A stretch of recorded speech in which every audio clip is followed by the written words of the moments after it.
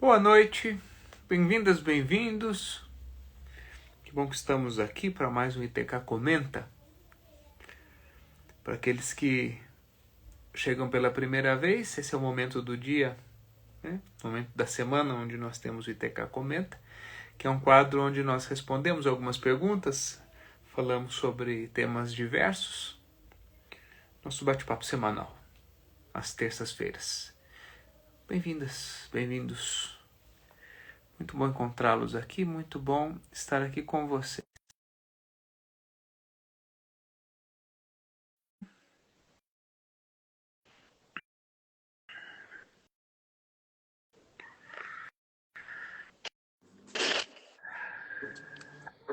Olá, boa noite. Oi, querida.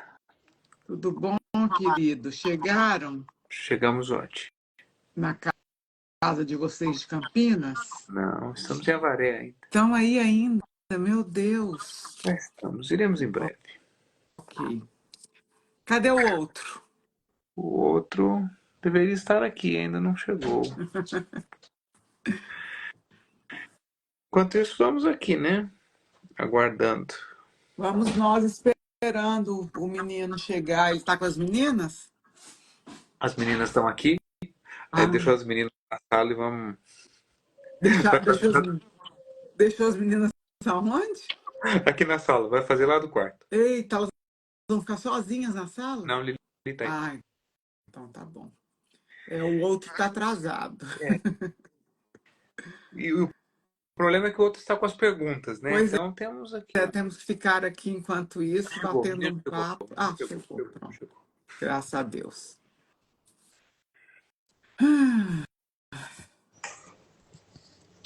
Boa noite. Boa noite, boa noite. Tinha esquecido o celular com as perguntas lá na sala. Entendi. Vamos lá. O terapia de casal funciona? Funciona, né? Qualquer terapia funciona, né? Duas coisas quando a gente vem essas assim, questionamentos se funciona ou não funciona acerca de terapia que eu acho importante falar. Primeiro, terapia funciona se a pessoa que está fazendo a terapia de fato está disposta e disponível para o processo, né? Eu gosto sempre de falar isso com os meus clientes na primeira sessão, que a terapia, a metáfora que eu uso é assim: o terapeuta vai pegar na sua mão e vai caminhar ao seu lado. Em momento algum, o terapeuta vai falar para você: vira para a direita, vira para a esquerda, vai para frente, vem para trás. Não vai dar direcionamento. O terapeuta vai acompanhar aquilo que você estiver caminhando. Então, se você for para a direita, o terapeuta vai para a direita com você. Se for para a esquerda, o terapeuta vai para a esquerda com você. Então, se você for para terapia e simplesmente brincar de tomar chá das 5 lá e contar um monte de baboseira que não entra de fato na questão, ok. Agora, se você for lá e falar de fato o problema, o sentimento que você tem e tudo, enfim, o que envolve, também o terapeuta vai ter esse material para trabalhar. O terapeuta não é capaz de entrar na sua mente e puxar o que precisa, né? E com a terapia de casal especificamente, além desse primeiro ponto que eu coloquei, a segunda coisa que eu percebo é que muitas vezes, e isso não só na de casal, na terapia individual também, as pessoas têm a tendência a procurar a terapia quando já tá na merda. Desculpa a palavra, mas a gente procura quando a água já tá entornando do balde, entende?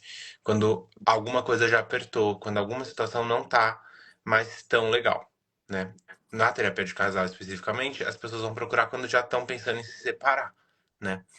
E eu, pelo menos, gosto de olhar para terapia não como algo que vai remediar alguma situação que já aconteceu, né? É possível também, tem muitas pessoas que vêm para trabalhar questões mais específicas, seja de luto, um divórcio, enfim, qualquer coisa nesse sentido. Mas eu gosto de olhar para a terapia como um acompanhamento contínuo, assim como atividade física, assim como um acompanhamento com um consultor financeiro. a gente olhar para as nossas questões, olhar para as nossas emoções é fundamental tanto quanto todos os outros. Então, eu gosto de trabalhar com os meus clientes e eu, enquanto paciente de terapia, eu não faço porque tem uma questão específica a ser trabalhada, eu faço para poder olhar para as situações que acontecem no dia a dia, para os meus comportamentos, para os meus sentimentos, de qualquer situação. Não, independente se tem algo mais emergente ou não, né? Então, funciona. Eu acho que a terapia de casal é uma excelente ferramenta. Sempre quando algum cliente me pergunta a respeito disso, uma sugestão que eu sempre dou, claro que isso é uma decisão pessoal de cada um, é que cada um, além da terapia de casal, faça o próprio movimento da sua terapia individual. Uma terapia de casal só é efetiva quando cada um pode se responsabilizar pela sua parcela, pelo seu movimento. E a terapia individual é fundamental para que a gente possa compreender qual é a nossa responsabilidade e qual é o nosso movimento. Por quê? Eu tenho uma ressalva na terapia de casal quando cada um não faz a sua caminhada pessoal, é que o terapeuta de casal se torne quase que um juiz naquela condição, para dizer quem está certo e quem está errado. Ah, você que tem razão, você que não tem, e aí vira muitas vezes um cabo de guerra infinito. Então, quando cada um se responsabiliza pelo processo e a gente vai para a terapia de casal de um lugar maduro, de dizer isto aqui está enroscando, isso aqui a gente gostaria de transformar. O que é que eu posso fazer para melhorar isso? O que é que você pode fazer para melhorar isso? O que é que a gente pode fazer em conjunto? Aí eu acho que é produtivo. Agora, quando entra num lugar de dizer, tô aqui porque meu marido faz isso, meu marido faz aquilo, não, porque você não sabe o que o meu marido faz, o que minha esposa faz. Aquilo é um movimento infinito e quase que procurando alguém que diga quem que tem razão, né? E então nessas situações eu acho que é pouco efetivo. Então terapia de casal eu acho que é uma excelente ferramenta, mas na minha opinião sempre atrelada ao movimento pessoal de cada um, a terapia individual de cada um. Perfeito. Eu concordo 100% com isso, mesmo porque se você não fizer o seu movimento individual das suas questões pessoais, você vai provavelmente responsabilizar o outro por algo que você sente, por algo que está acontecendo, pelo comportamento que você tem como uma reação, em relação ao que o outro está fazendo. Você reage de uma forma, mas você culpa o outro por esse seu comportamento, por essa sua reação. Então, primeiro você tem que olhar para si, para depois ir para uma terapia de casal. E aí eu brinco assim, defina o que é funciona. Porque terapia funciona, mas você tem que estar disposto, porque nem sempre a terapia vai te levar para onde você quer, vai te levar para onde é necessário. E aí, onde é necessário para você, funciona, né? Porque às vezes a gente recebe aqui em consultório pessoas que querem elas querem nos levar para onde elas querem ir, né? E não funciona dessa forma, né? Nós não podemos fazer o que você quer, nós te mostramos caminhos que são importantes, assim, para onde é necessário e não para onde você quer. A meu ver, a terapia de casal é um lugar de escuta do outro. Então, você toma aquela sessão como um lugar de escuta do outro, porque às vezes sozinho vocês não conseguem fazer isso. Mas ali com um terapeuta, com um mediador, ou com como você quiser chamar a pessoa que vai estar ali intermediando você e o outro, você abre um espaço interno em você para que você possa escutar o que o outro está trazendo. E aí você escuta o que o outro está trazendo e depois você tem o seu momento para que você possa também se expressar e o outro escute o que você está trazendo. Mas para você chegar neste ponto, você tem que estar com você. Tem que ser responsável por você. Então, o seu movimento pessoal, eu acho que é fundamental e muito importante. Ok? Muito bom. Vocês acham que quando a pessoa nasce, a alma já sabe quando vai partir deste mundo? Eu não tenho embasamento científico nenhum para te falar isso, tá? É puro achismo. Dentro do que eu acredito, eu não acho que a gente sabe o momento exato que a gente vai morrer. Dentro do que eu acredito, eu acho sim que quando nós escolhemos reencarnar, a gente sabe que tem um motivo para isso, né? A alma, ou talvez uma consciência universal, ela sabe o propósito de passar por mais uma encarnação. Acredito profundamente nisso. Agora, não acredito que a gente tenha essa sabedoria de saber o momento exato que a vida vai acabar, né? Até porque, dentro do que eu enxergo, a gente não sabe quais vão ser os caminhos percorridos, né? Enfim, o que vai ser feito na vida para a gente atingir aquele objetivo. Eu acredito que a gente venha com uma questão, um resgate, um objetivo para ser alcançado ao longo da vida, né? Nesse propósito de sempre aprender. E não acho que a gente saiba pelo que exatamente a gente vai passar e o momento exato que a gente vai morrer. De novo, não falo isso de nenhum lugar de embasamento científico ou qualquer coisa assim. Puro achismo e da minha crença, daquilo que eu acredito. Eu não faço a menor ideia. Então, não sei te dizer se a alma sabe, se a alma não sabe. Fico aqui pensando o que é que está por trás dessa pergunta, né? O que é que, quais são os temas, né, que te levam para esse lugar? Se é como você lida com a morte, se é como você lida com as certezas ou com as incertezas, né? Quais são esses momentos? Como eu lido com a dúvida? Como que eu lido com as respostas que eu tenho ou que eu não tenho? Esses são temas importantes, na minha opinião, de serem olhados, né? Independente se a alma sabe ou não qual é o momento, no nosso momento teremos que lidar com isso, né? Então, que sigamos em frente pelo tempo que nos for permitido, para que no momento certo a gente cuide desse tema que é o momento da nossa morte, ou o momento do término dessa experiência, como ela é nesse aspecto, né? Eu fico aqui pensando também o que traz essa pergunta, né? O que está por trás dessa pergunta. Porque imagina, se nós soubéssemos, então eu vou morrer com 61 anos, assim, assim, assim, assado. O que seria diferente na minha vida? O que eu faria diferente? Que tipo de comportamento eu teria diferente? Que tipo de pensamentos, que tipos de atitudes, que tipos de relações, de conexões eu faria diferente? Então, eu sei, não tenho a menor, de verdade, eu não tenho a menor ideia, não sei se alguém sabe disso. Agora, o que eu sei é, e nós trabalhamos isso no Leader Training também. Então, venha para o Leader Training, você que fez essa pergunta, se você ainda não fez. O que eu sei é, se nós não sabemos o momento exato da nossa morte, ela pode ser daqui a 1 hora, ela pode ser daqui 10 anos, ela pode ser daqui 50 anos, né? O que eu faria diferente? Se eu já sei que daqui a um tempo eu vou morrer, não importa se é daqui 10 minutos, quando terminar essa live, ou se é daqui 10 anos. Já que eu tenho algumas coisas na minha vida que eu não estou satisfeita, que eu faria diferente, por que eu vou esperar a hora da minha morte? Por que eu já não mudo agora? Então, você não sabe, né? Eu acho que ninguém, eu não sei como saber isso. Quando nasce a alma já sabe? Eu acho que não, com que objetivo a gente saberia? Eu não vejo um propósito para isso.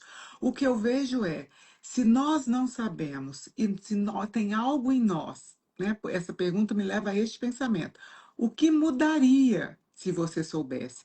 Então, se tem algo em você que você não está satisfeito, se você não está satisfeito e que você acha que soubesse a hora, você faria. Então, é como, sabe, quando quem não faz nada para aposentadoria, e quando está faltando 2 anos para aposentar, começa a correr atrás de tudo que tem que fazer para poder ter uma aposentadoria mais tranquila e tal. Não espera chegar a 10 minutos, porque você não sabe quando vão ser esses 10 minutos. Começa a correr atrás hoje. Faça agora o que você acha que faria diferente, se você soubesse o momento da sua morte. Aproveite que você não sabe para transformar agora a sua vida, hoje, neste momento, na vida que você gostaria de viver se você soubesse o momento da sua morte. Ok?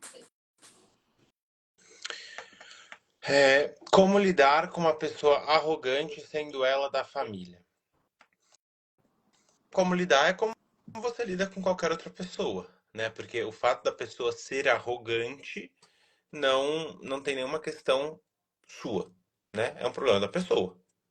Agora, o que nitidamente que você é um comportamento desta pessoa que te incomoda, a pergunta que eu sinto que você precisa se fazer é o que isso dispara em você. Como você se sente quando você reconhece a arrogância nessa outra pessoa. Porque a arrogância é dela. E é um direito e uma escolha dela ser arrogante. Ponto. Agora, se você está incomodada com esta pessoa arrogante na sua família, você precisa ver o que te incomoda.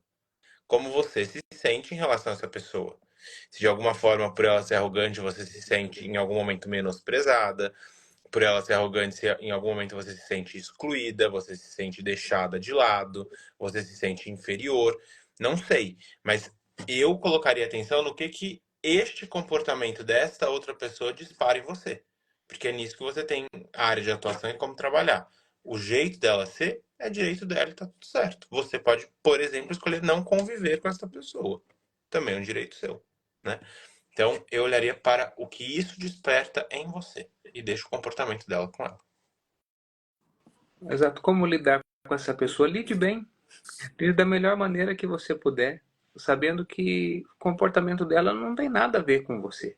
Ela não é um ataque pessoal, não é um movimento pessoal. Muitas vezes as pessoas tomam a arrogância do outro como um ataque pessoal. Muitas vezes as pessoas tomam a arrogância do outro como algo a ser transformado. Eu preciso mudar o comportamento dessa pessoa. Essa pessoa tem que parar de agir assim. Desista disso. Cuide da sua vida. Cuide do seu comportamento. Cuide dessas questões que são importantes para você. Agora, se isto mexe comigo, se isso dispara em mim alguma memória, algum sentimento, vá olhar para isso. Porque isso que é importante. Porque o fato da pessoa ser arrogante, não ser brava, ser calma, isso é dela, não é seu. Agora, como eu lido com isso é responsabilidade minha, né? Então, o que isso está disparando em você a ponto de você trazer essa pergunta? Porque me parece, quando você pergunta como lidar, é porque você tem uma dificuldade em lidar com isso. O que é difícil para você? É difícil conversar? É difícil estar perto quando isso acontece? Qual é a real dificuldade? O que é que você precisa aprender a lidar com isso que tá difícil para você? E a partir desse lugar, você pode transformar. Não tem nada a ver com a arrogância da pessoa. Tem a ver com aquilo que está difícil de lidar quando algo nesse sentido acontece. Isso é meu. Muito bom. Como lidar com uma pessoa arrogante, sendo ela da família? Onde a arrogância dela impacta em você. Porque aonde toca em você é seu. O jeito dela ser, a escolha dela, deixa com ela. E deixa as consequências dela, as consequências que ela cria na vida dela devido ao comportamento dela, deixe com ela. Às vezes nós temos uma tendência de querer que o outro se encaixe na nossa forma perfeitinha de ser. Então, para mim, uma pessoa tem que ser assim, assim, assim. Eu quero que todas sejam. Deixe cada um com a sua, né? Deixe cada um com as suas escolhas e arcando com as consequências das suas escolhas. Mas se essa pessoa é muito importante para você, primeiro, olha para você e o seguinte, se a arrogância dela está me incomodando muito, o que eu tenho de arrogante em mim também? Que essa arrogância está me incomodando tanto. Geralmente, o que incomoda muito do outro em nós é porque a gente está como se a gente estivesse vendo nós mesmos refletidos naquele comportamento. Né? Quando eu estou muito incomodada com um comportamento X ou Y de uma pessoa, existe uma possibilidade grande de eu ter este mesmo comportamento. Eu não gosto desse comportamento, então eu me vejo refletido naquilo. Primeiro, então, analise isso, ou seja, traga para você.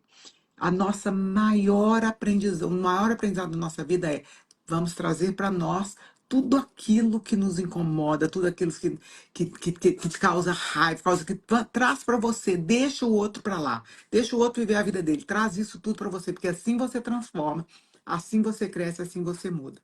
E aí, se você quiser olhar mais fundo para isso, é o seguinte: atrás de uma arrogância muito grande, atrás de uma raiva muito grande, tem uma dor, também proporcionalmente igual, tá?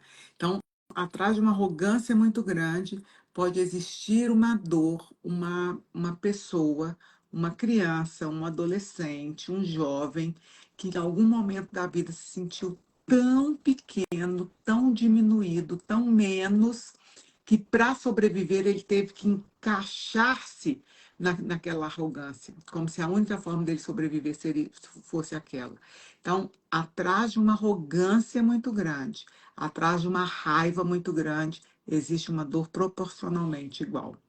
Então, se você quer olhar para isso mais profundamente, olha para dentro de você. Qual é a dor que você tem que te causa tanta aversão a esse comportamento? Bom, E me permite um complemento, contar uma história rápida. Uma vez uma cliente chegou numa sessão muito brava com a irmã, porque minha irmã é muito arrogante, porque ela faz isso, porque ela faz aquilo, e descascou a irmã, né? Porque a irmã é isso e aquilo. E eu disse, qual é o problema? Ela disse, não, porque ela não devia se comportar assim. Ela devia fazer aquilo, e nesse tipo de situação ela devia agir de outro jeito, tá, tá, tá. E aí eu disse para ela, eu disse como ela deveria se comportar, não seria uma arrogância da sua parte? Aí ela disse assim, já podemos terminar a sessão. Tinha acabado de começar. Porque ela disse, é exatamente isso. Quantas vezes nós criticamos um arrogante dizendo, você não deveria agir assim, você deveria agir assado? Mas isso não seria da nossa parte também uma arrogância? De dizer o que eu acho, como o outro deveria se comportar, de que maneira o outro deveria se comportar? Então é sempre uma reflexão para a gente. Quando a gente aponta um arrogante, como é que está a nossa postura nesse contexto? Será que também a gente não faz isso de um lugar de arrogância? Então, talvez seja uma boa reflexão para nós. Até porque a gente só reconhece no outro aquilo que a gente também reconhece em nós. Você não saberia que o outro está sendo arrogante se você não soubesse o que é arrogante. Entende? Então você, de alguma forma, tem isso em você também, né? É importante ter essa consciência. Essa pessoa mandou essa pergunta na minha caixinha de perguntas também, que eu já respondi hoje. Qual treinamento devo fazer depois do LT? Eu falo que os nossos treinamentos do ITK, a gente não tem uma sequência lógica de treinamentos. Porque a gente acredita que cada um está em um momento dessa caminhada do autoconhecimento e deste momento que você está, faz mais sentido, de repente, treinamento X, Y, Z. Tá tudo certo. Tem uma gama de treinamentos que cada um pode ajudar ou dar suporte em uma questão mais específica, né? De um modo um pouco mais geral, o que eu sugeriria é, pós-Leader Training, você ir para o LT2, que a gente chama LT2 próximo nível. Por quê? É um treinamento que, de forma geral, o que ele vai fazer? Você já veio para um LT. Um LT a gente tem toda uma construção, primeira teórica e muita vivência e muita dinâmica.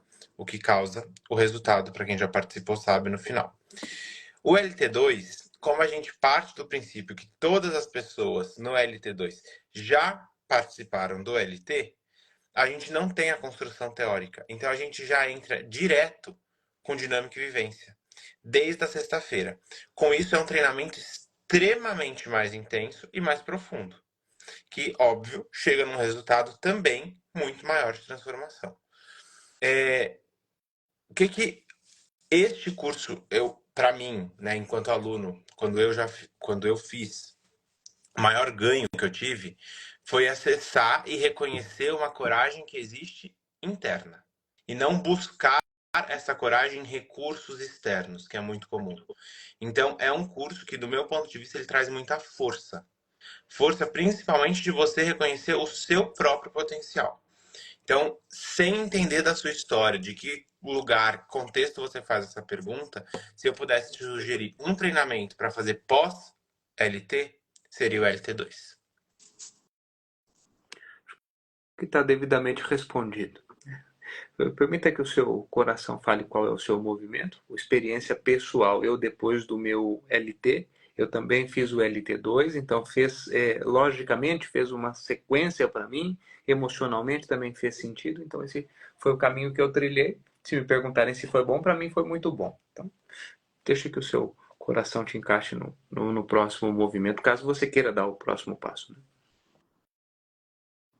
Respondido. Eu sou suspeito para falar porque eu adoro todos e cada um que eu entro eu falo assim, esse é o curso que eu mais gosto. Aí no seguinte que eu vou, eu falo assim, esse é o curso que eu mais gosto. Mas você falou isso do LT2, como é que você vai? Mas esse agora é o curso que eu mais gosto. Eu gosto de todos, eu acho que todos são igualmente importantes em vieses diferentes da nossa vida, em momentos diferentes da nossa vida, em conexões diferentes da nossa vida. Cada um tem seu próprio viés, mas são todos igualmente importantes na nossa vida. Então, eu amo, sou apaixonada com todos. Então, para mim, sinto o seu coração. E só porque não dá tempo de fazer uma outra pergunta, mas só um parecer, né? Que o Bruno falou que ele saiu do LT e foi pro LT, para LT2. Para vocês verem que realmente assim, não tem a sequência. Eu, por exemplo, eu saí do LT e fui direto para expansão, pro primeiro módulo. Então, assim, é muito do momento que cada um tá. Né? A gente não faz esse direcionamento assim, você tem que sair daqui e vir para cá. O que a gente pode sim ajudar, a equipe do comercial está 100% disponível para isso, às vezes até a equipe de terapeutas, é entender um pouquinho em que momento que você está e falar, ó, este curso seria mais adequado por XY motivo que vai ser trabalhado no treinamento. Agora, a gente não faz o curso nessa sequência, né? Então, eu quis só colocar isso porque o Bruno falou, essa foi a sequência dele, a minha foi outra, enfim. Tem gente que vai para expansão antes de ir para LT, cada um é um, tá? Tudo certo. Ok? Até daqui a pouco. Tchau, pessoal. Até às 20 na meditação. Beijo, Até tchau. breve.